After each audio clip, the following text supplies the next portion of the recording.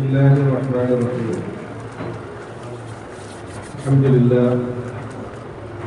الحمد لله الذي هدانا لهذا وما كنا لنهتدي لولا أن هدانا الله.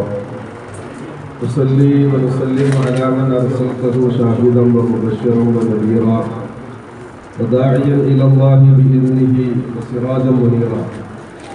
بسم الله ما شاء الله كان وما لم نشأ لم يكن لا حول ولا قوة إلا بالله العلي العظيم.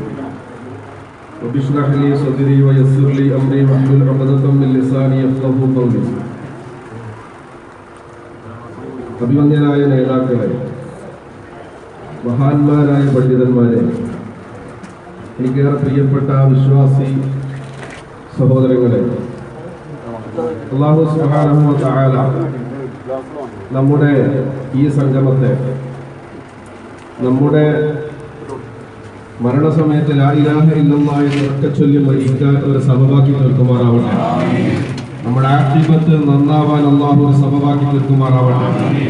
നമ്മുടെ സഹോദരൻ ഇബ്രാഹിം കൂരിയാടിനെ അല്ലാഹു രോഗശമനം നൽകി അനുഗ്രഹിക്കുമാറാവട്ടെ.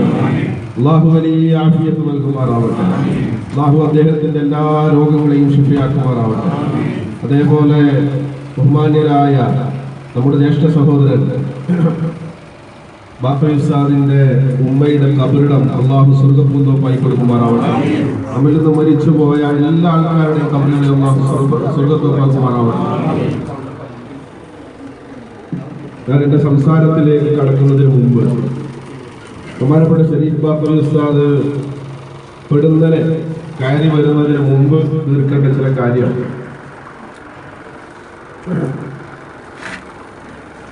നേരത്തെ ഇവിടെ സൂചിപ്പിച്ചതുപോലെ കണ്ണൂർ ജില്ലയിലെ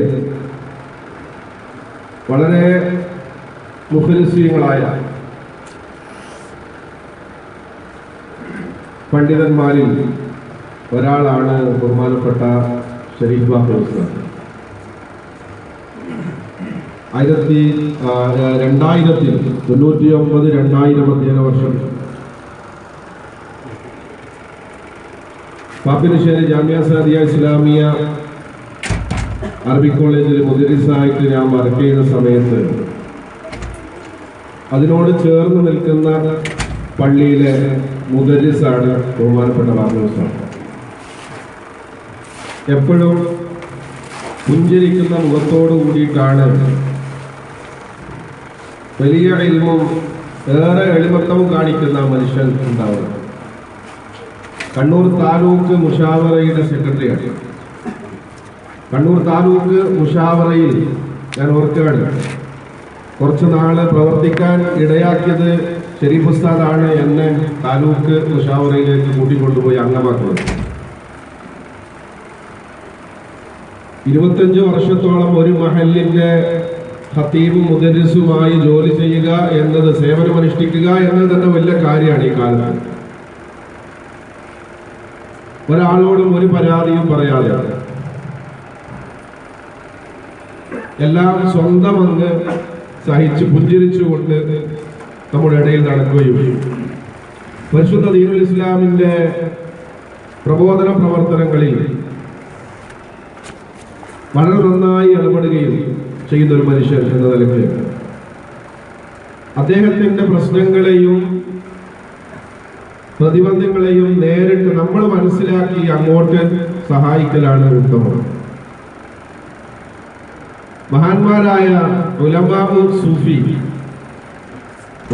സൂഫിയത്ത് അവരുടെ ഗ്രന്ഥങ്ങളിൽ രേഖപ്പെടുത്തി വെച്ചതായിട്ട് കാണാൻ സാധിക്കും. ഷെയ്ഖിന്റെ ഭൗതികമായ ആവശ്യങ്ങൾ തീർത്തു കൊടുക്കുന്നത്,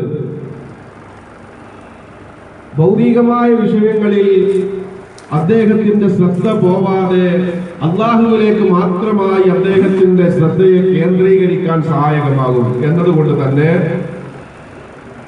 അവരുടെ ഭൗതികമായ ആവശ്യങ്ങൾ നിർവഹിക്കുവാനുള്ള നമ്മുടെ പരിശ്രമങ്ങൾക്ക് വലിയ പ്രാധാന്യമുണ്ടെന്നും അത് വളരെ വലിയ പ്രതിഫലത്തിന് അർഹമാണ് എന്നും മഹാന്മാരായ ഉലമാഉ സൂഫിയ രേഖപ്പെടുത്തി വെക്കുന്നതായിട്ട് കാണാൻ സാധിക്കും. ഇവിടെ ഷരീഫ് ബാപ്പുവിനെ പോലെയുള്ള ആലിമീങ്ങളെ ഈ കാലഘട്ടത്തിൽ കാണൽ തന്നെ വളരെ വിരളാണ്. ഭൗതികതയുടെ പുറകിൽ പോവാതെ ആരുടെയെങ്കിലും കീശയിലുള്ള കാശ് ലക്ഷ്യമിട്ട് എന്തെങ്കിലും പറയുന്നത് ഒഴിവാക്കി അള്ളാഹുവിന്റെ ദീനിന്റെ വിഷയങ്ങൾ അതിന് കൊടുക്കേണ്ട പ്രാമുഖ്യം അതേപോലെ കൊടുത്ത് അള്ളാഹുവിന്റെ കാര്യങ്ങളൊക്കെ നോക്കുമെന്ന വിശ്വാസത്തോടുകൂടി ആ തവക്കുലിൽ മുന്നോട്ട് പോകുന്ന ആൾക്കാർ വളരെ വിരളാണ്. ഇതൊന്നും ഞാൻ നിങ്ങളോട് വിശദമായിട്ട് പറയേണ്ട ആവശ്യമില്ല. എനിക്ക് തോന്നുന്നു ഒരു സമയത്ത് മുസ്ലിയാക്കന്മാരിൽ ഒരു വിഭാഗത്തിന്റെ ട്രെൻഡ് തന്നെ ഗോൾഡ് കളറുള്ള റേഡോ വാച്ചും വലിയ വെളുത്ത ഷർട്ടും വില കൂടിയ ചെരുപ്പ്, അതേപോലെ നല്ല വാഹനങ്ങൾ, ഇതൊക്കെ എങ്ങനെ ഞാൻ കൈപ്പറ്റി എങ്ങനെ സ്വീകരിച്ചു എന്നുള്ളതൊന്നും വിഷയമല്ല.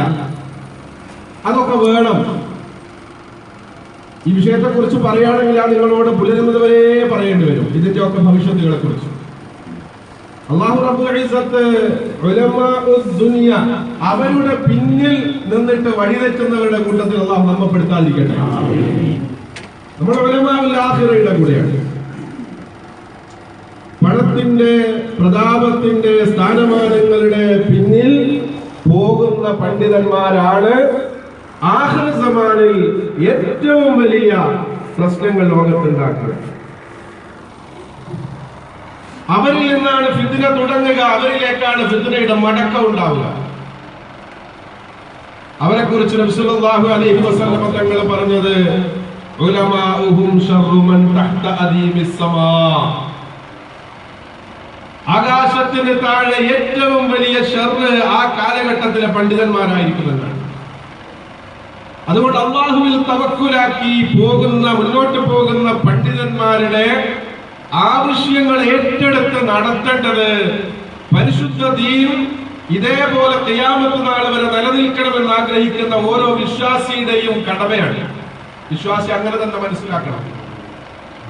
അവർക്ക് വേണ്ട കാര്യങ്ങൾ നമ്മൾ ചെയ്തു കൊടുക്കണം. നമ്മൾ മരിച്ചാൽ നമ്മുടെ മക്കൾക്ക് നേതൃത്വം നൽകാൻ, നമ്മുടെ മക്കൾക്ക് ഇമാമത്ത് നിൽക്കാൻ, വരും തലമുറക്ക് ഇമാമത്ത് നിൽക്കാൻ ഇഖ്ലാസുള്ള പണ്ഡിതന്മാർ ഈ സമൂഹത്തിൽ ഉണ്ടാവണം.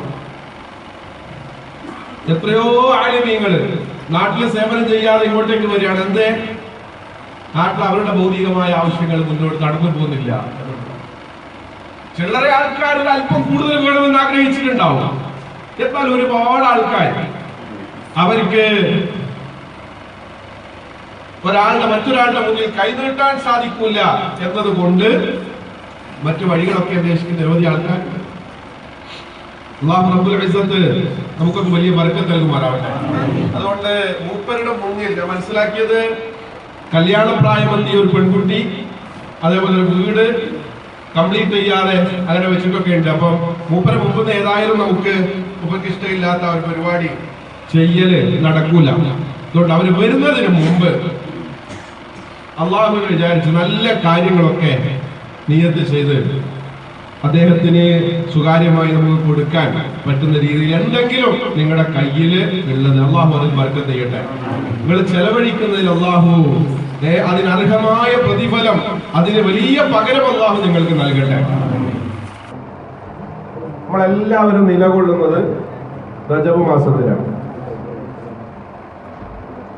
റജബ് മാസം വരുമ്പോ വിശ്വാസികളുടെ ഇടയിൽ നടക്കേണ്ട ചർച്ച എന്താണ്? ഇവിടെ നമ്മുടെ സംഘടനാ പ്രവർത്തകർക്കിടയിൽ നടക്കുക റമദാനിലേക്കുള്ള പ്ലാനിംഗ് ഒക്കെയാണ്. റമദാനിൽ എന്തൊക്കെ പരിപാടികൾ നടത്തണം? ആ ജില്ലാ കമ്മിറ്റി 5 പരിപാടി നടത്തുന്നുണ്ടെങ്കിൽ നമുക്ക് എത്ര പരിപാടിയാണ്? നമുക്ക് 10 പരിപാടി നടത്തണം. വാർഷിക റിപ്പോർട്ട് വായിക്കുന്ന സമയത്ത് നമുക്ക് കുറച്ച് കൂടുതൽ അവതരിപ്പിക്കാൻ വേണ്ടി പറ്റണം. നമുക്കും റമദാനിൽ രാത്രി ഹയാത്താക്കുന്ന ഒരു ദിവസത്തെ പരിപാടി ഉണ്ടാവണം. ആ ഒറ്റ ദിവസം മാത്രം ഉണ്ടായാൽ മതി. ഈ ചിന്തയിൽ നിന്നൊക്കെ മാറി നമ്മൾ എന്തിനാണ് അള്ളാഹുവിന്റെ ദീനിന്റെ ദഅവത്തിന്റെ പേര് പറഞ്ഞിട്ട് നമ്മൾ എന്തിനാണ് പ്രവർത്തിക്കുന്നത്? ഏത് മേഖലയിലെത്തിയാലും സമസ്ത കേരള ജംഇയ്യത്തുൽ ഉലമ എന്ന മഹിതമായ ഉഖ്റവിയായ ആലിമീങ്ങളുടെ നേതൃത്വത്തിൽ മുന്നോട്ട് പോകുന്ന ഒരു പ്രസ്ഥാനത്തിന്റെ ഭാഗമാണ് നമ്മൾ എന്ന കാര്യം മറന്നേക്കാൻ പാടില്ല. ഓരോ ദിവസവും ഖബർ കണ്ട് റബ്ബേ എന്റെ ഈ ശരീരം ആ ഖബറിലേക്ക് കൊണ്ടുവെക്കപ്പെടേണ്ടതാണ് എന്ന് ചിന്തിക്കുന്ന മഹാനായ കോയക്കുട്ടി ഉസ്താദിന്റെ മഅ്മൂമീങ്ങളാണ് നമ്മൾ എന്ന വിഷയം നമ്മൾ മറക്കാൻ വേണ്ടി പാടില്ല. എന്തിനാണ് നമ്മൾ ക്യാമ്പയിനുകൾ ഉണ്ടാക്കുന്നത്? എന്തിനാണ് സമ്മേളനങ്ങൾ ഉണ്ടാക്കുന്നത്? എന്തിനാണ് വലിയ ക്യാമ്പുകൾ ഉണ്ടാക്കുന്നത്? എന്തിന് പ്രഭാഷണങ്ങൾ സംഘടിപ്പിക്കുന്നു? ലക്ഷ്യം ഒന്നാണ്, മനുഷ്യൻ സംസ്കരിക്കപ്പെടണം. നമ്മുടെ പ്രബോധിതരായ മനുഷ്യരെ സ്വർഗത്തിലേക്ക് അവർക്ക് നടന്നെത്താൻ പാകത്തക്ക രീതിയിൽ കാര്യങ്ങളെ അവർക്ക് മുന്നിൽ കാണിച്ചു കൊടുക്കാൻ, ഇർഷാദ് ചെയ്യാൻ നമുക്ക് സാധിക്കണം. നമ്മുടെ പ്രസംഗങ്ങൾക്ക്, നമ്മുടെ ക്യാമ്പുകൾക്ക്, നമ്മുടെ സിംബോസിയങ്ങൾക്ക്, നമ്മുടെ ചർച്ചകൾക്ക് ഒക്കെ സാധിക്കണം. അങ്ങനെ സാധിക്കുന്നില്ല എങ്കിൽ ഈ പരിപാടിയൊക്കെ വിട്ട് വേറെ ഏതെങ്കിലും രാഷ്ട്രീയ പ്രസ്ഥാനത്തിന്റെ പോഷക ഘടകമായിട്ട് നടക്കുന്നതായിരിക്കും ഇതിനേക്കാളും ഭംഗി. എന്തേ, ദുനിയാവിലെങ്കിലും ചില സ്ഥാനമാനങ്ങളും മറ്റു കാര്യങ്ങളൊക്കെ നമുക്ക് ലഭിക്കും. നമ്മൾ ഈ ദുനിയാവിൽ നിന്നൊന്നും പ്രതീക്ഷിക്കുന്നില്ല. നമ്മൾ പ്രതീക്ഷിക്കുന്നതെല്ലാം ആഖിറത്തിൻ്റെതാണ്. അള്ളാഹു അതിന് തൗഫീഖ് നൽകട്ടെ. നമ്മുടെ ഓരോ വിയർപ്പും, നമ്മുടെ ഓരോ സെക്കൻഡുകളും, നമ്മുടെ ഓരോ പരിശ്രമങ്ങളും അല്ലാഹു റബ്ബുൽ ഇസ്സത്ത് നാളെ ഈ തുലാസിന്റെ മുന്നിലേക്ക് കൊണ്ടുവച്ചാൽ നന്മയുടെ ഭാഗം ഘനപ്പിക്കുന്ന വലിയ സൽക്കർമ്മമായിട്ട് മാറണം. അതിനു വേണ്ടിയിട്ടാണ് നമ്മുടെ പരിശ്രമം. അതിനാദ്യം നമ്മൾ എന്ത് ചെയ്യണം? നമ്മൾ ഇങ്ങനെ പ്രബോധകരായ ഒരു വലിയ വിഭാഗത്തെ നിങ്ങളെടുത്തൊന്ന് പരിശോധിച്ചു നോക്കൂ. ലോകത്തിന്റെ വ്യത്യസ്ത ഭാഗങ്ങളിൽ ഇസ്ലാമിക പ്രബോധനത്തിന്റെ പേര് പറഞ്ഞ് പ്രവർത്തിക്കുന്ന നിരവധി സംഘടനകളും വ്യക്തികളും ഉണ്ട്. ഒരുപാട് ആൾക്കാർ, നിരവധി ആൾക്കാർ, ചില്ലറയല്ല. അവരൊക്കെ ആധുനിക സോഷ്യൽ മീഡിയകൾ ഉപയോഗിച്ചിട്ട് പ്രബോധനം നടത്തുന്ന ആൾക്കാർ, സ്വന്തമായി പ്രഭാഷണം നടത്തുന്ന ആൾക്കാർ. കണ്ടില്ലേ, പരിശുദ്ധ ദീനുൽ ഇസ്ലാമിന്റെ പേര് പറഞ്ഞിട്ട് കുറെ ആൾക്ക് നരേന്ദ്രമോദി കുത്തുബും സുബ്രഹ്മണ്യൻ സ്വാമി ഗൗസൊക്കെ ആയിട്ട് വലിയ സൂഫി സമ്മേളനം. അല്ലാഹു കാത്തു സംരക്ഷിക്കട്ടെ, അല്ലാഹു കാത്തു സംരക്ഷിക്കട്ടെ. നിങ്ങളൊക്കെ നമ്മുടെ സുപ്രഭാതത്തില് യു മുഖ്താർ എഴുതിയ ഒരു ലേഖനം, അതിന്റെ ഓൺലൈൻ എഡിഷനിൽ എഴുതിയ ഒരു ലേഖനം നിങ്ങൾ വായിച്ചിട്ടുണ്ടോ എന്നറിയില്ല. വർഷങ്ങൾക്ക് മുമ്പ് ഡൽഹിയിലെ വളരെ പ്രഗത്ഭനായ ഒരു പത്രപ്രവർത്തകൻ അദ്ദേഹത്തിന്റെ അന്വേഷണം രേഖപ്പെടുത്തിയത്, അദ്ദേഹത്തിന്റെ അന്വേഷണം, അതിന്റെ റിപ്പോർട്ടാണ്. ഡൽഹിയിലെ ഒരു ഫാം ഹൗസിൽ വെച്ചിട്ട് RSSകാരനായ ആളെ അവരെ പഠിപ്പിച്ച് വലിയ മുസ്ലിയാരാക്കി ബിരുദത്തിന് വേണ്ടിയിട്ട് ദൈവബന്ദിലേക്ക് അയച്ച് കാസിമിയായി തിരിച്ചു വന്ന് ദൈവബന്ദികളും ബറേൽവികളും തമ്മിലുള്ള ഒരു സംവാദത്തിന് വേണ്ടിയിട്ട് കോപ്പുകൂട്ടുകയാണ്. ഈ സംവാദത്തിന് വേണ്ടി ഡൽഹിയിലേക്ക് വന്ന മനുഷ്യൻ ഒരു അഭിസാരികയായിട്ട് ബന്ധപ്പെടുന്നു. അഭിസാരികൾക്ക് മനസ്സിലായി ഇദ്ദേഹം സുന്നത്ത് കർമ്മം ചെയ്തിട്ടില്ല. അഭിസാരിക ഇങ്ങനെ ആശ്ചര്യപ്പെട്ടു പോയി, ഇത്രയും വലിയ പണ്ഡിതൻ ഇദ്ദേഹം സുന്നത്ത് കർമ്മം ചെയ്തിട്ടില്ല. ഇത് തന്റെ സുഹൃത്തിനോട് പറഞ്ഞു. അങ്ങനെ ഈ വാർത്ത പരന്ന നാട്ടിലാകെ പാട്ടായപ്പോ അദ്ദേഹം സംവാദത്തിന് മുമ്പ് ഡൽഹിയിൽ നിന്ന് മുങ്ങിപ്പോയി എന്നൊരു വിഷയം യു മുഖ്താർ ഏകദേശം ഒരു 2 ആഴ്ച മുമ്പ് സുപ്രഭാതത്തിന്റെ ഓൺലൈൻ എഡിഷനിൽ, അദ്ദേഹം ഡൽഹിയിലെ സുപ്രഭാതത്തിന്റെ പ്രവർത്തകനാണ്, എഴുതിയിട്ടുണ്ട്. ആരും ഇന്നേ വരെ അത് നിഷേധിച്ച് മറ്റൊരു ലേഖനം ആരുടേതായിട്ട് കണ്ടിട്ടില്ല. ഇതൊരു യാഥാർത്ഥ്യമാണ്. ഇവിടെയാണ് കുറെ ആൾക്കാര് സൂഫി സമ്മേളനം നടത്തുന്നത്. ആരാ? നരേന്ദ്രമോദിയും സുബ്രഹ്മണ്യൻ സ്വാമിയും. ഈ ഹദീസ് ഇതിനോട് ചേർത്ത് വായിക്കുക. അള്ളാഹു കാത്ത് സംരക്ഷിക്കട്ടെ സഹോദരങ്ങളെ. ഏതെങ്കിലും വേഷവിധാനങ്ങൾ കാണുമ്പോൾ അങ്ങോട്ട് പോകല്ല. നമ്മൾ ഏതായാലും ആ കാര്യങ്ങളൊക്കെ ഒഴിവാക്കുകയാണ്. നമ്മുടെ നഫ്സ് അള്ളാഹുവിന്റെ കത്തിക്കാളുന്ന നരകത്തിൽ നിന്ന് രക്ഷപ്പെടണം. അതിനെന്താ നമുക്ക് ചെയ്യാൻ പറ്റുക? എത്ര വർഷമായി? ചിലപ്പോ 10 വർഷം, 15 വർഷം, 20 വർഷം, 30 വർഷമൊക്കെ സമസ്ത കേരള ജംഇയ്യത്തുൽ ഉലമ എന്ന മഹിതമായ പ്രസ്ഥാനത്തിന്റെ ചാരം പറ്റിയിട്ട് നിന്നിട്ട് നിന്റെ ജീവിതത്തിൽ എന്ത് മാറ്റാണ് നിനക്ക് ഉണ്ടാക്കാൻ സാധിച്ചതെന്ന് ആലോചിച്ചിട്ടുണ്ടോ? നിന്റെ നിസ്കാരം ശരിയായിട്ടുണ്ടോ? കൃത്യമായി നിസ്കരിക്കണം എന്ന ബോധമുണ്ടാക്കാൻ ഈ ആലിമിന്റെ, ഈ ഉലമാഇന്റെ സംഘടനയുടെ ഒപ്പം ചേർന്നപ്പോൾ നിനക്ക് സാധിച്ചിട്ടുണ്ടോ എന്ന് ആലോചിക്കേണ്ട സമയമാണിത്. ഒരു സുന്നത്ത് നോമ്പ് നോക്കാനുള്ള മോട്ടിവേഷൻ ഈ പ്രസ്ഥാനത്തിന്റെ പതാക കണ്ട് ഇത്രയും വർഷം നടന്നിട്ട് എനിക്ക് സാധിച്ചിട്ടുണ്ടോ എന്ന് ഞാൻ ചിന്തിക്കേണ്ട സമയമായി സമയം. എന്റെ നഫ്സിനെ അള്ളാഹുവിന്റെ കത്തിക്കാളുന്ന നരകത്തിൽ നിന്ന് മോചിപ്പിക്കാൻ എന്റെ സംഘടനാ പ്രവർത്തനത്തിന് സാധിച്ചിട്ടുണ്ടോ എന്ന് ആലോചിക്കേണ്ട സമയമാണ് വിശുദ്ധമായ റജബ് മാസം. അള്ളാഹു അനുഗ്രഹിക്കട്ടെ പ്രിയപ്പെട്ടവരെ, അള്ളാഹു അനുഗ്രഹിക്കട്ടെ. ഞാൻ സാധാരണയായി എന്റെ ശബ്ദം ശ്രവിക്കാൻ വരുന്ന എന്റെ സഹോദരങ്ങളോട്, വിശ്വാസികളായ എന്റെ സഹോദരങ്ങളോട് ഞാൻ എപ്പോഴും പറയാറുണ്ട്, നമുക്ക് വേണ്ടത് ഏതെങ്കിലും പ്രസ്ഥാനത്തിന്റെ വലിയ പ്രബോധകനാണ് എന്ന സർട്ടിഫിക്കറ്റ് അല്ല, അത് ആവശ്യമില്ല.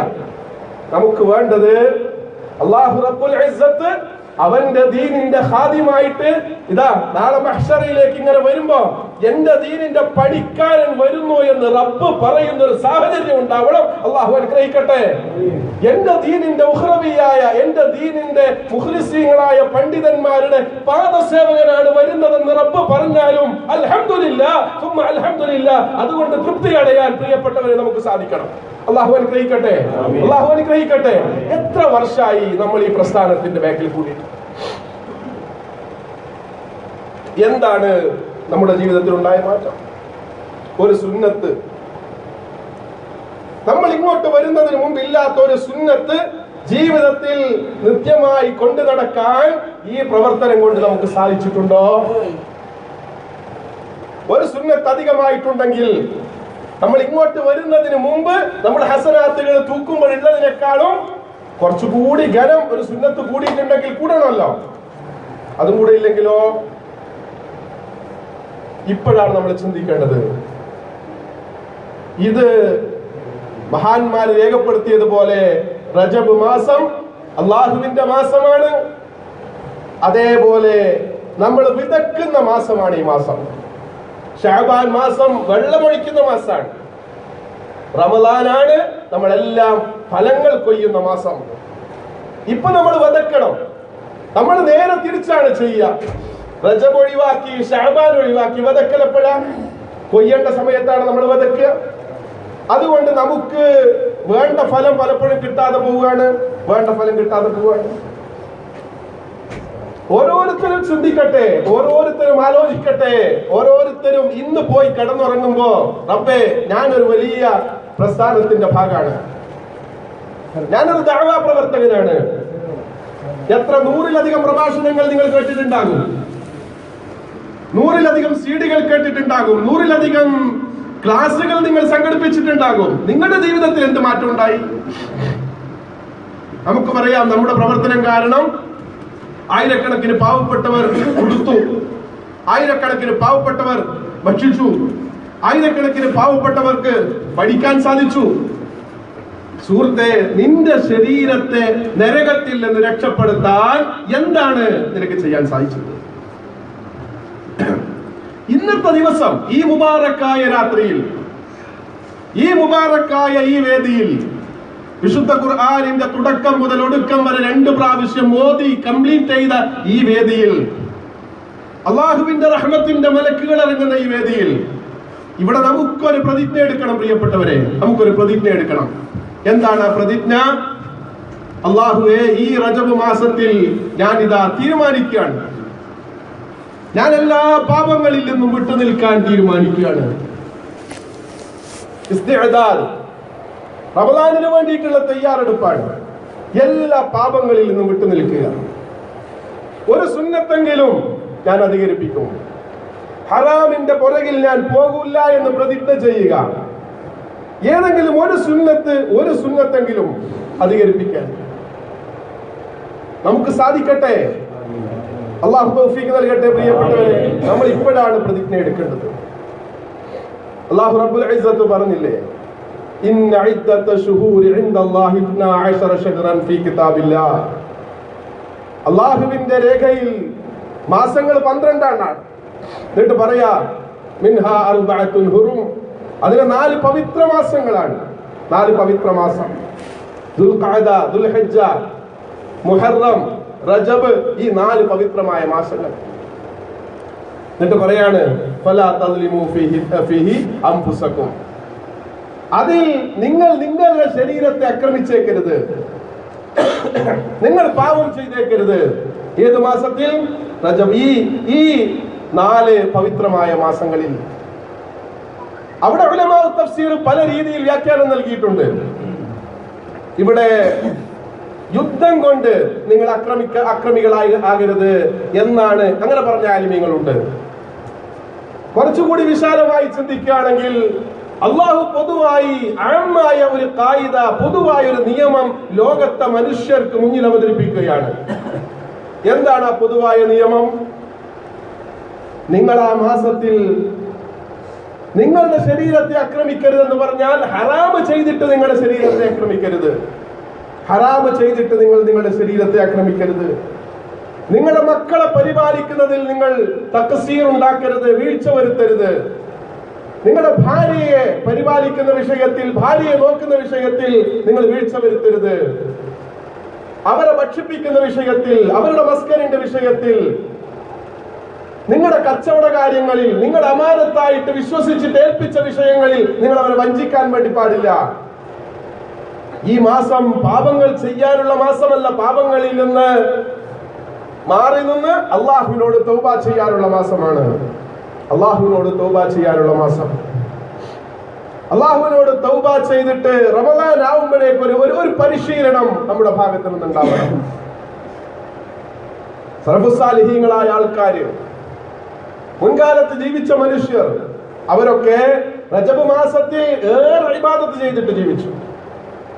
മഹാനായ ഇമാം മുഹമ്മദ് ബിൻ ഗസ്സാലി റഹ്മത്തുള്ളാഹി അലൈഹി, ഹുജ്ജത്തുൽ ഇസ്ലാം അബൂ ഹാമിദ് അൽ ഗസ്സാലി റഹ്മത്തുള്ളാഹി അലൈഹി മഹാനവറുകൾ പറയാ, ബൈത്തുൽ മുഖദ്ദസിൽ ഒരു സ്ത്രീ ഉണ്ടായിരുന്നു.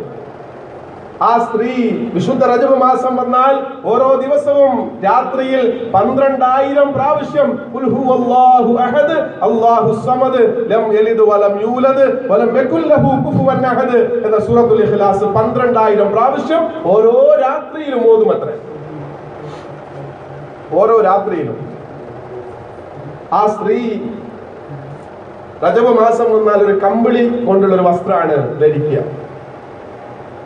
തന്റെ മകനോട് വസിയത്ത് ചെയ്തു അത്രേ, മോനെ, ഉമ്മ മരിച്ചാൽ ഈ കമ്പിളി വസ്ത്രത്തോടൊപ്പം ഉമ്മയെ ദഫൻ ചെയ്യണം, ഉമ്മയെ മറമാടണം.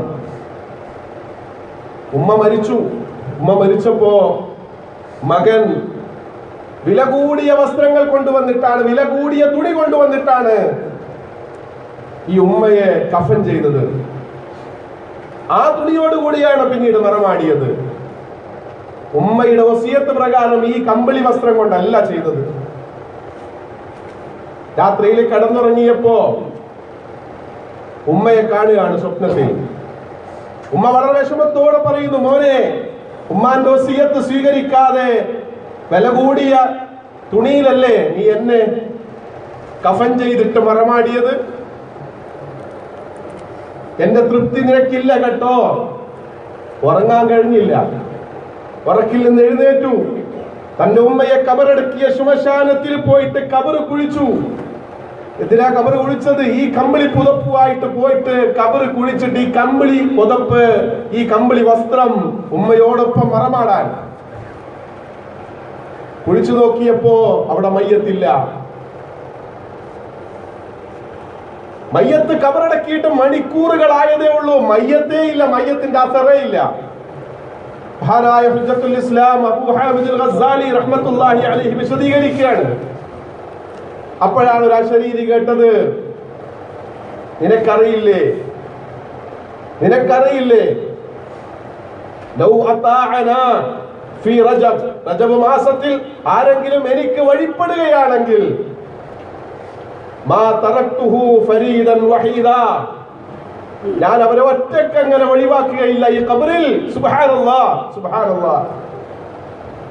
മണിക്കൂറുകളെ ആയിട്ടുള്ളൂ, മണിക്കൂറുകൾ. റജബ് മാസത്തിൽ അള്ളാഹുവിലേക്ക് തന്റെ ഇതുവരെ ചെയ്ത, ഈ നിമിഷം വരെ ചെയ്ത സകല പാപങ്ങളെ റബ്ബേ പൊറുക്കണേ എന്ന് ആത്മാർത്ഥമായി അള്ളാഹുവിനോട് തൗബ ചെയ്ത് ഇനി ഒരിക്കലും അത്തരം തെറ്റുകളിലേക്ക് തിരിച്ചു പോകില്ല എന്ന് പ്രതിജ്ഞ എടുത്തിട്ട് മനുഷ്യന്മാരുമായിട്ടുള്ള പ്രശ്നങ്ങൾ ഉണ്ടെങ്കിൽ അവരുമായിട്ട് പറഞ്ഞു തീർത്ത് അള്ളാഹുവിനോട് റബ്ബേ എന്റെ പാപങ്ങൾ പൊറുക്കണേ എന്ന് ആത്മാർത്ഥമായിട്ട് പറഞ്ഞാൽ, അങ്ങനെ അള്ളാഹുവിന്റെ റിള കാംക്ഷിച്ചുകൊണ്ടുള്ള പ്രവർത്തനം ആരംഭിച്ചാൽ ഏതിലാണ് അവസാനപ്പെടുക? എന്ന് ഈ അശരീരി കേട്ടതുപോലെ അല്ലാഹു റബ്ബുൽ ഇസ്സത്ത് എന്നെയും നിങ്ങളെയും ഒറ്റക്കാക്കില്ല. ഖബറിലെ ജീവിതം എന്ന് പറയുന്നത് ചെറിയ വിഷയമല്ല, ബർസഖ് ചെറിയ വിഷയമല്ല. ഒരു പക്ഷേ നിങ്ങൾ ചിന്തിക്കും, ഖബറിലൊക്കെ കൊണ്ടുവച്ചാല് 2 ദിവസം കഴിയുമ്പോ തന്നെ ഈ തോലും ഇതൊക്കെ മണ്ണിനോട് ചേരും. പിന്നെ എന്താണ് അവിടുന്ന് കിട്ടേണ്ടത്? അവിടെ ഈ ശരീരത്തിന് യാതൊരു പ്രസക്തിയുമില്ല. അവിടെ റൂഹിനാണ് പ്രസക്തി, റൂഹിനാണ് പ്രാധാന്യം.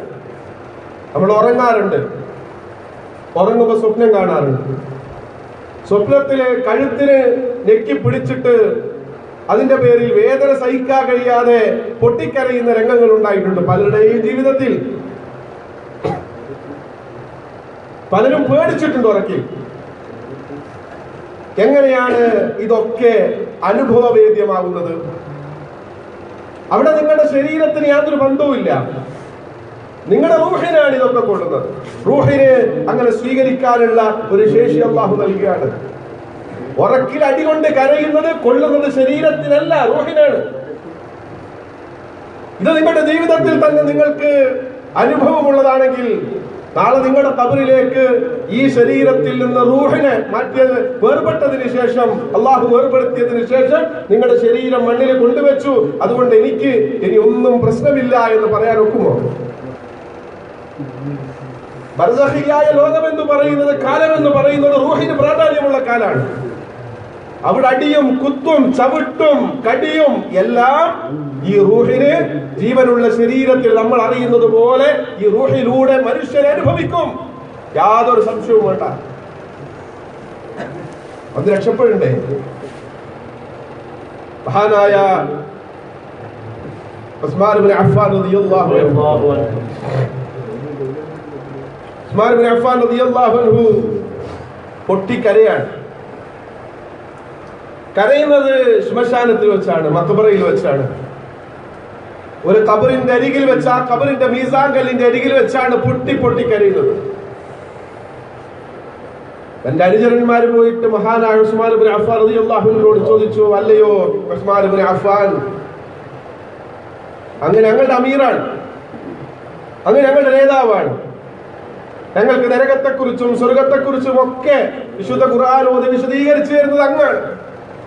പിന്നെ അങ്ങ് എന്തിനാണ് ഈ ഖബർസ്ഥാനിൽ വന്നൊരു ഖബറിന്റെ അരികിൽ നിന്നിട്ട്, ഒരു ഖബറിന്റെ മീസാങ്കലിന്റെ അരികിൽ വന്നിട്ട് എന്തിനാണ് അങ്ങ് പൊട്ടിക്കരയുന്നത് ചോദിച്ചപ്പോ ഉസ്മാൻ ഇബ്നു അഫ്ഫാൻ റളിയല്ലാഹു അൻഹു പറഞ്ഞ മറുപടി, ഞാൻ നരകത്തിലാണെങ്കിൽ ഉസ്മാന്റെ കൂടെ ഒരുപാട് ആൾക്കാരുണ്ടാകും, ഞാൻ സ്വർഗത്തിലാണെങ്കിലും ഒരുപാട് ആൾക്കാരുണ്ടാകും, ഞാൻ മഹ്ശറയിലാകുമ്പോഴും ഒരുപാട് ആൾക്കാരുടെ കൂടെയാണ്. പക്ഷെ ഖബറിൽ ഉസ്മാൻ ഒറ്റക്കാണ്, അതെനിക്ക് സഹിക്കാൻ പറ്റുന്നില്ല എന്ന് പറഞ്ഞത് മഹാനായ ഉസ്മാൻ ഇബ്നു അഫ്ഫാൻ റളിയല്ലാഹു അൻഹു. ഉസ്മാൻ ഇബ്നു അഫ്ഫാൻ റളിയല്ലാഹു അൻഹു അങ്ങനെ പറഞ്ഞിട്ടുണ്ടെങ്കിൽ ഈ ഖബറിനെ എത്രമാത്രം പേടിക്കണം? അപ്പൊ ഖബറിൽ, അങ്ങനെയുള്ള ഒരു ഖബറിൽ ഞാൻ നിങ്ങളെ ഒറ്റക്ക് വിടൂല്ല, നിങ്ങൾ ഒറ്റക്കാക്കി വിഷമിപ്പിക്കുകയില്ല എന്ന് അള്ളാഹു പറയുമ്പോ അത്തരക്കാരിൽ പെടാനല്ലേ പ്രിയപ്പെട്ടവരെ നമ്മുടെ ഭാഗത്തു നിന്ന് പരിശ്രമം ഉണ്ടാവേണ്ടത്? അതിനല്ലേ നമ്മൾ പരിശ്രമിക്കേണ്ടത്? അതുകൊണ്ട് ഈ റജബ് ശക്തമായ തീരുമാനത്തിന്റെ റജബാവണം. ഒരുപാട് തിന്മകളിൽ നിന്ന് മുക്തമായി എന്റെ ജീവിതത്തിന് ഒരു തർത്തീബ് ഉണ്ടാവണമെന്ന് ആഗ്രഹിക്കണം. ജീവിതത്തിൽ നിസ്കാരത്തിന് പ്രാധാന്യം കൊടുക്കുന്ന ഒരു തീരുമാനം ഈ റജബിൽ ഉണ്ടാവണം.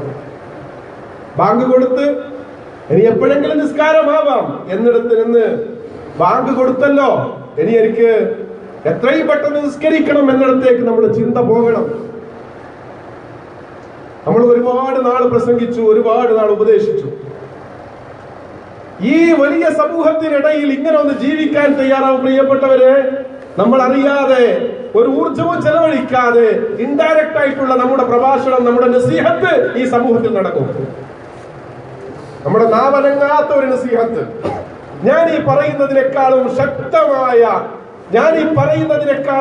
ശക്തമായ ഫലമുണ്ടാക്കുന്ന ഒരു നസീഹത്ത് ഞാൻ എന്റെ ജീവിതത്തിൽ നിസ്കാരത്തിന് പ്രാധാന്യം നൽകി നിങ്ങളുടെ ഇടയിൽ ജീവിച്ചാൽ എന്റെ ഈ സംസാരത്തെക്കാളും ശക്തമായ വഅദ് എന്നിൽ നിന്ന് അനുഭവിക്കാൻ നിങ്ങൾക്ക് സാധിക്കും. ഇത് ഞാൻ മാത്രമല്ല, നിങ്ങൾക്ക് എല്ലാവർക്കും, നമുക്ക് ഓരോരുത്തർക്കും അത് അനുഭവിക്കാൻ സാധിക്കും. അത് അനുഭവിക്കാൻ ഒരുപാട് ആൾക്കാർ രാത്രിയിൽ കിടന്നുറങ്ങുകയാണ്. 12 മണി വരെ നമ്മുടെ ടൗണുകളൊക്കെ ജോലി ചെയ്യുന്നവർ 12 മണി വരെ ജോലി ചെയ്ത് 12 മണിക്ക് ശേഷം റൂമിലേക്ക് പോയി കുളിച്ച് ഭക്ഷണം കഴിച്ച് 1 മണി 1:30 മണി പത്രം വായിച്ച് TV കണ്ട് വർത്തമാനം പറഞ്ഞ് 2 മണിയൊക്കെ ആയി കിടന്നുറങ്ങിയിട്ട്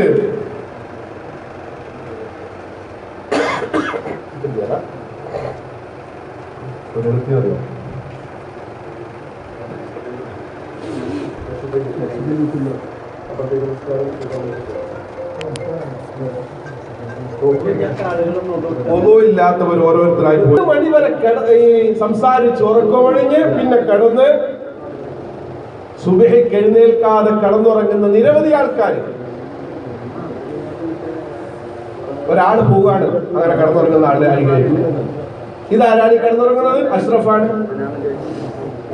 ആ കിടന്നുറങ്ങുന്നത് അത് മുഹമ്മദാണ്. ഇത് അബൂബക്കറാണ്. ഇദ്ദേഹം നമ്മുടെ പ്രസ്ഥാനത്തിന്റെ സംസ്ഥാന സെക്രട്ടറി. ഇദ്ദേഹം നമ്മുടെ പ്രസ്ഥാനത്തിന്റെ സംസ്ഥാന ട്രഷറർ. ഇദ്ദേഹം നമ്മുടെ സംസ്ഥാന പ്രസിഡന്റ്. ഇങ്ങനൊരു അവസ്ഥയിലേക്ക് നമ്മൾ എത്തുകയാണെങ്കിൽ നമ്മുടെ ഈ പ്രവർത്തനം കൊണ്ട് എന്ത് കാര്യം? ഒരു കാര്യമില്ല. അതുകൊണ്ട് നമ്മുടെ ജീവിതത്തിൽ ഒരു മാറ്റം ഉണ്ടാവാൻ, നമ്മുടെ ദഅവയുടെ ഈ ഇഫക്റ്റ് നമ്മുടെ ജീവിതത്തിൽ ഉണ്ടായതായിട്ട് മറ്റുള്ളവർ കാണട്ടെ. നമ്മുടെ ജീവിതം ഈ ജനങ്ങൾക്കുള്ള ഒരു സന്ദേശമായി മാറട്ടെ.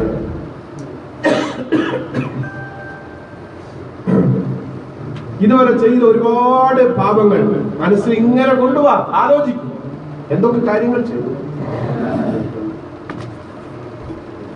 ആ കാര്യങ്ങളിൽ നിന്ന് എങ്ങനെ മുക്താവ? ചിലപ്പോ ചില മനുഷ്യന്മാര് അവര് ചിലപ്പോ വലിയ പാപങ്ങൾ ചെയ്തിട്ട് അവരുടെ മനസ്സ് അവരോട് മന്ത്രിക്കും, ഞാൻ ചെയ്യുന്നത് വലിയ പാപമൊന്നുമല്ല.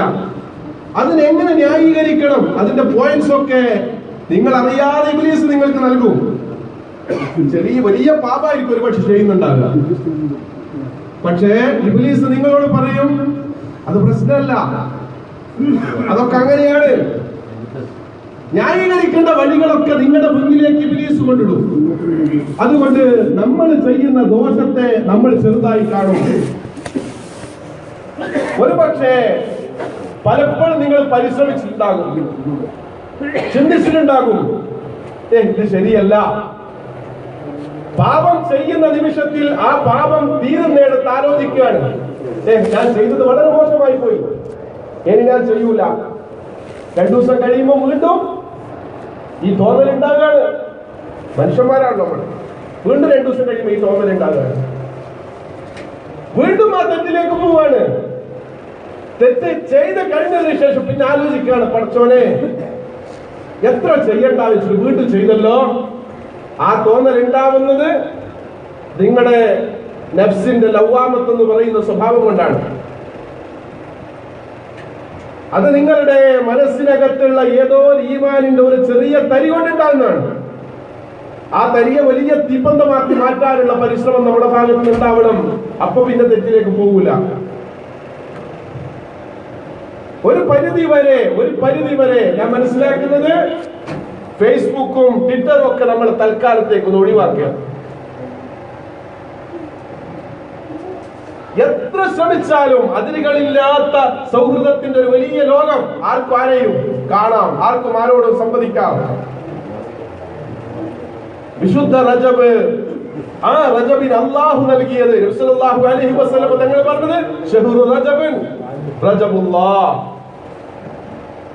റജബുൻ ശഹ്റുല്ലാഹ് വശഅബാനു ശഹ്രി വറമളാനു ശഹ്റു ഉമ്മത്തി ഔ കമാ ഖാല റസൂലുള്ളാഹി സ്വല്ലല്ലാഹു അലൈഹി വസല്ലം. അള്ളാഹുവിന്റെ മാസമാണ് റജബ് എന്ന് അള്ളാഹ് പറഞ്ഞിട്ട് നബി സല്ലല്ലാഹു അലൈഹി വസല്ലം തങ്ങൾ പറഞ്ഞിട്ട് അതിന് വലിയ മഹത്വം അള്ളാഹു നൽകിയിട്ടുണ്ട് എന്ന് പറഞ്ഞിട്ടുണ്ടെങ്കിൽ ആ റജബ് മാസത്തെ മലീമസമാക്കുന്ന പ്രവർത്തനങ്ങളിൽ നമ്മുടെ പ്രവർത്തനങ്ങൾ ഉണ്ടാവാൻ പാടില്ല. പല സുഹൃത്തുക്കളും വിളിക്കാറുണ്ട്, ഉസ്താദേ എനിക്ക് ചില വീക്ക്നെസ്സുകളുണ്ട്, എത്ര ശ്രമിച്ചിട്ടും അതിൽ നിന്ന് പിന്മാറുന്നില്ല. പൊട്ടിക്കരഞ്ഞുകൊണ്ട് ഒരു സുഹൃത്താണ്, പൊട്ടിക്കരഞ്ഞുകൊണ്ട്. ഒരു പ്രാവശ്യം ഒരു സുഹൃത്ത് വിളിച്ചിട്ട് പറയാണ്, ഞാൻ ഇപ്പൊ ഒരു പാപം ചെയ്തു വരികയാണ്. അദ്ദേഹം വളരെ ദൂരമാണുള്ളത്, ഫോണിലെ വിളിക്കാണ്. ഞാൻ ഒരുപാട് പ്രാവശ്യം അങ്ങനെ ഒരു പാപം ചെയ്യരുതേ എന്നോർത്തതാണ് ഉസ്താദ്, പക്ഷെ പറ്റുന്നില്ല. എങ്ങനെ പറ്റും? എങ്ങനെ ആ പാപത്തിൽ നിന്ന് പിന്മാറാൻ പറ്റും? നിനക്ക് സാലിഹ്യങ്ങളായിട്ടുള്ള സുഹബത്തുണ്ടോ? ഇല്ല. നിന്റെ സുഹബത്ത് എന്താണ്? നിന്റെ സുഹബത്ത് ഫേസ്ബുക്കിലുള്ള നിന്റെ സുഹൃത്തുക്കളുമായിട്ടുള്ള സുഹബത്താണ്.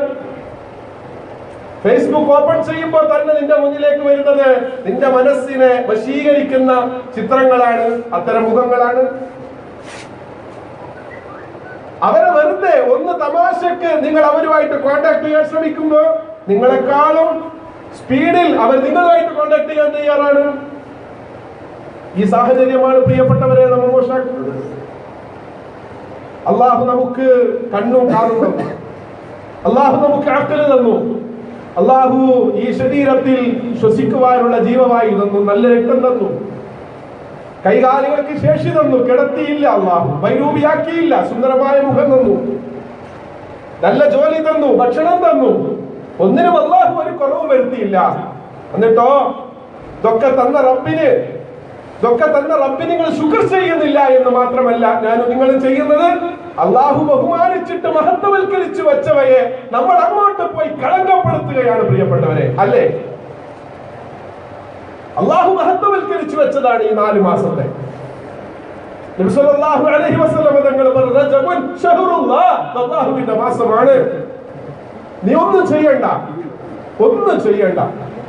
നിനക്ക് നിന്റെ കണ്ണിന്റെ കാഴ്ചശക്തി പിൻവലിച്ചാൽ കണ്ണ് കാണൂല, കാത് കേൾക്കാതെ ആയാലുള്ള വിഷമം എന്താണ്? കൈകാലുകൾ നഷ്ടപ്പെടേണ്ട, ഒന്നും അടക്കാൻ കഴിയാതെയായി പോയാൽ, ഒന്നൊരു വൈരോഗ്യം അല്ലാഹു തന്നാൽ അല്ലാഹു ഇതിൽ നിന്നൊക്കെ നിന്നെ സലീമാക്കി, നിന്നെ രക്ഷപ്പെടുത്തി. എന്നിട്ടോ ആ റബ്ബിന് നിന്റെ ഭാഗത്ത് നന്ദി പോട്ടെ, നന്ദി ചെയ്യണ്ട.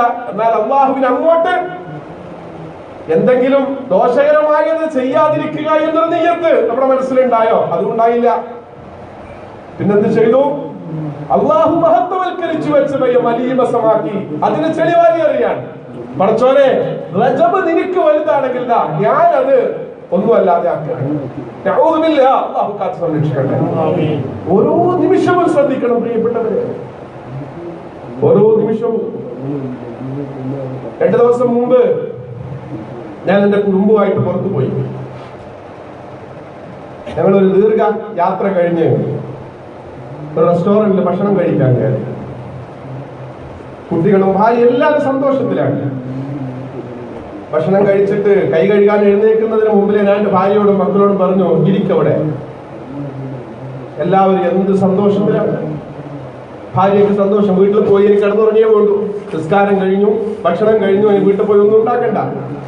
മക്കൾക്ക് പുറത്തു പോയി ഇത്രയും ദൂരം സഞ്ചരിച്ചു, അവരിച്ഛിച്ച കാര്യങ്ങളൊക്കെ നടന്നു. പുറത്തുനിന്ന് അവർ ഉദ്ദേശിച്ച നല്ല ഭക്ഷണം കിട്ടി. അൽഹംദുലില്ലാ എന്ന് പറഞ്ഞു. ഞാൻ പറഞ്ഞു, അൽഹംദുലില്ലാക്ക് പവർ പോരാ, നമ്മുടെ അൽഹംദുലില്ലാക്ക്. ഞാൻ ഭാര്യയോട് പറഞ്ഞു, നിനക്ക് ഇന്ന് വല്ലാത്ത സന്തോഷം ഉണ്ടായി. മക്കളോട് ചോദിച്ചു, മക്കളെ, മോനെ, മോളെ, നിങ്ങൾക്ക് ഉണ്ടായില്ല? നല്ല സന്തോഷം ഉണ്ടായില്ലേ? ഉണ്ടായി, നല്ല സന്തോഷം ഉണ്ടായി. ആര് തന്നാന്ന് പറഞ്ഞോ? അല്ലാഹു തന്നതാണ്, റബ്ബ് തന്നതാണ് ഈ സന്തോഷം. ഞാൻ പറഞ്ഞു, നാളെ തൂക്കിക്കൊല്ലാൻ വിധിച്ച നിരവധി ആൾക്കാർ ലോകത്തിന്റെ വ്യത്യസ്ത രാജ്യങ്ങളിലുണ്ട്, ജയിലുകളിൽ. അവരുടെ ചിന്ത എന്തായിരിക്കും? നാളെ രാവിലെ അവരെ തൂക്കിക്കൊല്ലും. എന്തായിരിക്കും അവരുടെ വിഷമം? അവരുടെ കുടുംബത്തിന്റെ വിഷമം എന്തായിരിക്കും? ഫലസ്തീൻ പോലെയുള്ള രാജ്യങ്ങളിൽ ഉറക്കു വന്നിട്ട് കിടന്നുറങ്ങുമ്പോ ഒരു പക്ഷെ കാറ്റത്തൊരു കല്ല് വീണതായിരിക്കും. അവർ ഞെട്ടി എഴുന്നേക്കും. പഠിച്ചോനെ, തല പൊട്ടി ചിതറാൻ മാത്രം പാകത്തിൽ ബോംബുകൾ വരുന്നുണ്ടോ എന്ന് പേടിച്ച് പിന്നെ ഉറങ്ങാൻ കഴിയില്ല അവർക്ക്. അഭയാർത്ഥികളായി കടലിൽ കഴിയാണ്. കടലിൽ സുബ്ഹാനല്ലാഹ്, കടലിൽ കഴിയാണ് പ്രിയപ്പെട്ടവരെ അഭയാർത്ഥികളായിട്ട്. മിനിയാന്ന് എത്ര പേരാ മരിച്ചത്? കര പറ്റാൻ പറ്റുന്നില്ല. മരിച്ചതിന് ശേഷം കൊണ്ടുപോയി കബറടക്കുകയല്ലേ. ഒരു നേരത്തെ പശിയടക്കാനുള്ള അന്നം ചോദിച്ചിട്ടല്ല, കടലിൽ തണുപ്പ് സഹിച്ചിട്ട് ഒന്ന് നിങ്ങളുടെ രാജ്യത്തില് ഈ 2 പാദങ്ങൾ ഉറച്ചു വെക്കാൻ ഒരു തരി മണ്ണ് തരുമോ എന്ന് കേണപേക്ഷിക്കുന്ന മനുഷ്യർക്കിടയിലാണ് പ്രിയപ്പെട്ടവരെ ഞാൻ നിങ്ങൾ ജീവിക്കുന്നത്, അല്ലേ? ദിവസങ്ങളോളം കടലിൽ കഴിഞ്ഞിട്ട് അവസാനം കാറ്റിലും കോളിലും കപ്പലിടിഞ്ഞ് തകർന്ന് മരിച്ച ആൾക്കാര് അങ്ങോട്ടും ഇങ്ങോട്ടും പഴിചാരാൻ ലോകത്ത് ഒരുപാട് രാഷ്ട്രങ്ങൾ ഉണ്ടായി എന്നല്ലാതെ ഈ നട്ട സ്വപ്നങ്ങൾ അതിന് മറുപടി പറയാൻ ആർക്ക് സാധിക്കും പ്രിയപ്പെട്ടവരെ? അള്ളാഹു ചെയ്തോ? ഞാൻ എന്റെ ഭാര്യയോടും മക്കളോടും ചോദിച്ചതാണ്. അള്ളാഹു നമ്മളെ അങ്ങനെ ആക്കിയില്ലല്ലോ. നമ്മൾ ഇന്ന് സന്തോഷിച്ചു, നല്ല ഭക്ഷണം കഴിച്ചു, റാഹത്തായി കഴിഞ്ഞിട്ട് വീട്ടിൽ പോയി കിടന്നുറങ്ങാണ്. അതുകൊണ്ട് ഇതൊക്കെ ഓർത്ത് അൽഹംദുലില്ലാഹ് പറയണേ മക്കളെ, ഭാര്യ എന്ന് ഞാൻ എന്റെ ഭാര്യയോടും മക്കളോടും പറഞ്ഞതാണ്. അള്ളാഹുവിനെ ശുക്ർ ചെയ്താൽ ഈ തല സുജൂദിൽ നിന്ന് പൊട്ടിക്കാൻ സാധിക്കും പ്രിയപ്പെട്ടവരെ. ഇനി ആലോചിക്കുക, ഈ റജബിൽ എന്ത് തീരുമാനിക്കണം? ഈ റബ്ബിനോട് എങ്ങനെ ശുക്ർ ചെയ്യണമെന്ന് തീരുമാനിക്കുക. ഈ റബ്ബിനോടുള്ള നമ്മുടെ അപ്രോച്ച് എങ്ങനെയായിരിക്കണം എന്ന് ആലോചിക്കുക. ശുക്ർ ചെയ്യുന്നത് പോട്ടെ, ആ റബ്ബ് പവിത്രമാക്കിയതിനെ മലീമസമാക്കാതിരിക്കാനുള്ള ചിന്തയെങ്കിലും എന്റെയും നിങ്ങളുടെ ഈ ഭാഗത്തിൽ നിന്നുണ്ടായാൽ എത്ര സുന്ദരായിട്ടാണ് ഇവിടെ വന്ന് നമ്മൾ കച്ചവടം ചെയ്യുന്നത്. ഒരു പക്ഷേ ലാഭത്തിൽ ഒരു അല്പം കുറവുണ്ടായിട്ടുണ്ടാകും, അല്ലേ? എല്ലാരും എല്ലാരും ഒന്നും ഇല്ലാത്തവരാരും ഇല്ലല്ലോ. അപ്പൊ കുറവ് ഒരു പക്ഷെ ലാഭത്തിൽ ഉണ്ടായിട്ടുണ്ടാകുക, ചെറിയ നഷ്ടങ്ങൾ ഉണ്ടായിട്ടുണ്ടാകുക. അല്ലാഹു വലിയ നിർഭയത്വം നൽകിയില്ല. അതുകൊണ്ട് പ്രിയപ്പെട്ടവരെ, എല്ലാവരും, എനിക്ക് എന്റെ പ്രിയപ്പെട്ട സഹപ്രവർത്തകരായ പ്രത്യേകിച്ച് SKSF പ്രവർത്തകരോട് പറയാനുള്ളത്, നിങ്ങളുടെ ജില്ലാ കമ്മിറ്റികളൊക്കെ വിളിച്ചിട്ട് നിങ്ങൾ ആദ്യം നിങ്ങൾക്കൊരു പെരുമാറ്റച്ചട്ടം ഈ വർഷം മുതൽ ഈ റജബിൽ നിങ്ങൾ തീരുമാനിക്കണം. മീറ്റിംഗ് കൂടി നമുക്ക് എന്താണ് ചെയ്യാം, നമ്മുടെ ജീവിതത്തിന് എങ്ങനെയാണ് ഒരു പ്ലാനിങ് ഉണ്ടാക്കാൻ വേണ്ടി പറ്റിയാൽ നമ്മൾ എങ്ങനെ ജീവിക്കണം, അള്ളാഹുവിന് ശുക്ർ ചെയ്ത് നമ്മൾ എങ്ങനെ ജീവിക്കണം, അതിനെക്കുറിച്ച് ആലോചിക്കാൻ ഒരു മീറ്റിംഗ്. നിങ്ങൾ ഈ ഖത്മുൽ ഖുർആൻ സംഘടിപ്പിക്കാൻ വേണ്ടി മീറ്റിംഗ് വിളിച്ചതുപോലെ മറ്റ് യോഗങ്ങൾ നടത്താനും സ്വീകരണങ്ങൾ വെക്കാനും മീറ്റിംഗുകൾ വിളിക്കുന്നത് പോലെ നമ്മൾ പ്രവർത്തകരായ ഓരോരുത്തരും അള്ളാഹുവിന്റെ കത്തിക്കാൾ എന്ന നരകത്തിൽ നിന്ന് മോചിതമായി എങ്ങനെ ജീവിക്കാൻ സാധിക്കും, നമുക്ക് ദഅവാ പ്രവർത്തകരായ നമ്മിൽ എന്തുണ്ടാവണം, എന്തൊക്കെ വിശേഷണങ്ങൾ ഉണ്ടാവണം, നമുക്കാവുന്നത് ചെറിയ ചെറിയ കാര്യങ്ങൾ അതങ്ങനെ തുടർന്നാൽ അങ്ങനെ സാലിഹീങ്ങളുടെ ഒരു കൂട്ടായ്മയായി നമ്മുടെ കൂട്ടായ്മ മാറിയാൽ, നല്ല കാര്യങ്ങൾ പരസ്പരം അങ്ങോട്ടും ഇങ്ങോട്ടും കൈമാറ്റം നടത്തിയാൽ ഇൻഷാ അല്ലാഹ് നമുക്ക് അള്ളാഹുവിന്റെ സ്വന്തം നമ്പരാനാവാൻ സാധിക്കും. അള്ളാഹു അനുഗ്രഹിക്കുമാറാവട്ടെ, അള്ളാഹു സ്വീകരിക്കുമാറാവട്ടെ, അള്ളാഹു വലിയ മുഖ്ലിസ്വീങ്ങളിൽ പെടുത്തുമാറാവട്ടെ. അള്ളാഹു നമ്മുടെ വസ്ത്രത്തെക്കാളും നമ്മുടെ മുഖത്തെ പുഞ്ചിരിയെക്കാളും നമ്മുടെ മനസ്സിനെ അള്ളാഹു പ്രകാശിപ്പിക്കുമാറാവട്ടെ. ഒരു മനുഷ്യനോടും പകയില്ലാത്ത മനസ്സ് അള്ളാഹു നൽകുമാറാവട്ടെ. ഒരാളോടും അസൂയ തോന്നാത്ത മനസ്സ് അള്ളാഹു നൽകുമാറാവട്ടെ. വലിയ ഈമാൻ അള്ളാഹു നൽകുമാറാവട്ടെ. വലിയ തഖ്വ അള്ളാഹു നൽകുമാറാവട്ടെ. എല്ലാവരെയും സ്നേഹിക്കാനും അന്യന്റെ നന്മയിലും പുരോഗതിയിലും മനസ്സ് നിറഞ്ഞ് അൽഹംദുലില്ലാഹ് എന്റെ സുഹൃത്തിന്, എന്റെ സഹോദരന് വലിയ നന്മ കിട്ടിയല്ലോ എന്ന് സന്തോഷിക്കുന്ന മനസ്സ് അള്ളാഹു നൽകുമാറാവട്ടെ. അതിന് അള്ളാഹു വലിയ തൗഫീഖ് നൽകുമാറാവട്ടെ. ഒരാളോടും ഒരു സ്ഥായിയായ വിദ്വേഷം വെച്ച് പുലർത്തുന്നവരിൽ അള്ളാഹു നമ്മളെ പെടുത്താതിരിക്കട്ടെ. പരിശുദ്ധ ദീനുൽ ഇസ്ലാമിന് വേണ്ടി ഇഖ്ലാസോടുകൂടി ഖിദ്മത്ത് ചെയ്യാൻ അള്ളാഹു തൗഫീഖ് നൽകുമാറാവട്ടെ. അൽഹംദുലില്ലാഹി റബ്ബിൽ ആലമീൻ. അസ്സലാമു അലൈക്കും വറഹ്മത്തുള്ളാഹി വബറകാതുഹു.